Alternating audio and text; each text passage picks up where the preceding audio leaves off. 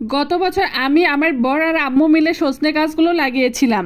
আমরা সবাই গাছ লাগাতে ভীষণ পছন্দ করি, আর বিশেষ করে সেটা যদি হয় পছন্দের সবজি তাহলে তো আর কোনো কথাই হবে না। আর গত বছর গাছ লাগানোর পরে এবছর গাছে মাশাল্লাহ অনেক সজনে এসেছে। আর শুধু একটা গাছেই নয়, মাশাল্লাহ যে কয়টা গাছ লাগানো হয়েছে সবগুলোতেই কম বেশি সজনে এসেছে।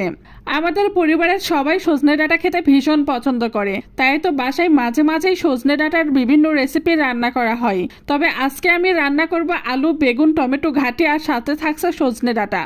আলু, বেগুন, টমেটো ঘাটি করার জন্য এখানে 4-5টা আলু ফালি করে কেটে নিয়েছি, 4-5টা টমেটো ফালি করে কেটে নিয়েছি, এরপরে 2টা বেগুন কেটে নিয়েছি, আরও নিয়েছি সজনে ডাঁটা। সজনে ডাঁটা অনেক পুষ্টিগুণ সম্পন্ন একটা সবজি। বিশেষ করে যাদের শ্বাসকষ্ট, কোষ্ঠকাঠিন্য, অ্যালার্জি আছে এইসব রোগীদের জন্য সজনে ডাঁটা অনেক উপকারী। সজনে ডাঁটা খেলে কিডনি আর লিভার সুরক্ষিত থাকে। বিশেষ করে যাদের অতিরিক্ত মেদ আছে তাদের ওজন কমাতে সাহায্য করে। শুধু সজনে ডাঁটাই নয়, সজনে ডাঁটা, সজনে পাতা, এমনকি সজনের ফুলে অনেক পুষ্টি রয়েছে। আলু, বেগুন, টমেটো ঘাটিতে মসুরের ডাল দিলে ঘাটির স্বাদ আরও বেড়ে যায়। এজন্য একটা বাটিতে মসুরের ডাল ধুয়ে নিয়েছি, আর অন্য একটা বাটিতে পেঁয়াজ কুচি আর কাঁচামরিচ নিয়েছি। এখন ঘাটি করার জন্য প্রেসার কুকার চুলার উপরে উঠিয়ে দিলাম। এরপরে একটা একটা করে সবগুলো উপকরণ এর ভিতরে দিয়ে দিচ্ছি। প্রথমে আলু দিয়েছি, এরপরে টমেটো দিয়েছি, এরপরে বেগুন দিয়েছি। বিশেষ করে আমি সবসময় ডাল অথবা ঘাটি এগুলো প্রেসার কুকারেই রান্না করি।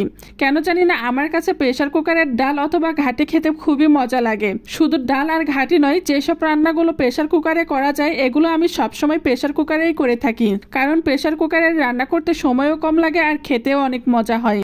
পর্যায়ে এর ভিতরে দিয়ে দিলাম আস্ত কাঁচামরিচ, এরপর সামান্য পরিমাণ পেঁয়াজ, আর বাকিটা রেখেছি বাগার দেওয়ার জন্য।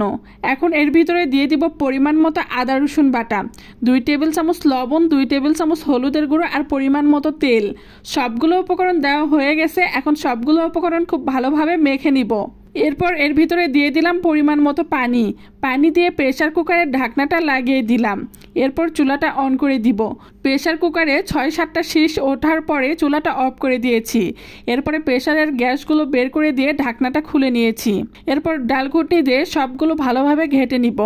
প্রেসার কুকারে সব কিছু সেদ্ধ করে নিলে অত কষ্ট হয় না, অল্প সময়ের ভিতরেই সবগুলো উপকরণ ভালোভাবে ঘাটা হয়ে যায়। এ পর্যায়ে এর ভিতরে দিয়ে দিলাম 2 গ্লাস পরিমাণ পানি। পানি দেওয়ার পরে এ পর্যায়ে এর ভিতরে দিয়ে দিব সজনে ডাঁটা। ডাল, আলু, বেগুন, টমেটোর সাথে যদি প্রেসার কুকারে সজনে ডাঁটা দিয়ে দিতাম তাহলে সজনে ডাঁটাগুলো সেদ্ধ হয়ে ভেঙে যেত, আর যেটা খেতে একদম ভালো লাগতো না। এজন্য এ পর্যায়ে সজনে ডাঁটাগুলো ঘাটির ভিতরে দিয়ে দিছি। বেশি পরে দিলেও হবে না, কারণ এতে করে সজনে ডাঁটাগুলো সেদ্ধ হবে না, আর সজনে ডাঁটা যদি সেদ্ধ না হয় তাহলে সেটা খেতে একদম ভালো লাগে না। সজনে ডাঁটা দিয়ে আলু, বেগুন, টমেটো ঘাটি করলে সেটা খেতে বেশি টেস্টি হয়। সজনে খেতে আমি আর আমার বর ভীষণ পছন্দ করি। এখন ঘাটি বাগার দেব, এজন্য চুলার অন্য পাশে একটা পাতিল বসিয়েছি। পর এর ভিতরে দিয়ে দিচ্ছি পরিমাণ মতো সয়াবিন তেল। তেল হালকা গরম হয়ে আসলে এ পর্যায়ে এর ভিতরে দিয়ে দিব পেঁয়াজ কুচি আর রসুন কুচি। এখন আমি পেঁয়াজ আর রসুন হালকা বাদামি করে ভেজে নিব, এজন্য নাড়াচাড়া করছি যেন পুড়ে না যায়। কিছুক্ষণ নাড়াচাড়া করার পর এর ভিতরে দিয়ে দিলাম জিরার ফোড়ন। গোটা জিরার ফোড়ন দিলে ঘাটির টেস্টটা বেড়ে যায়। জিরা দেওয়ার পর হালকা নাড়াচাড়া করে এ পর্যায়ে এর ভিতরে দিয়ে দিলাম 2 থেকে 3টা তেজপাতা। যখন পেঁয়াজ আর রসুন হালকা বাদামি হয়ে আসবে এ পর্যায়ে এর ভিতরে ঢেলে দিব সজনে দিয়ে আলু, বেগুন, টমেটো ঘাটি। বাগার দেওয়ার পরে হালকা নাড়াচাড়া করে নিচ্ছি। টমেটো দেওয়ার কারণে ঘাটির কালারটা অনেক সুন্দর এসেছে, আর এটা খেতেও হালকা একটু টক লাগবে। তবে যারা টক খেতে পছন্দ করে না তারা 2-3টা টমেটো দিলেই হবে।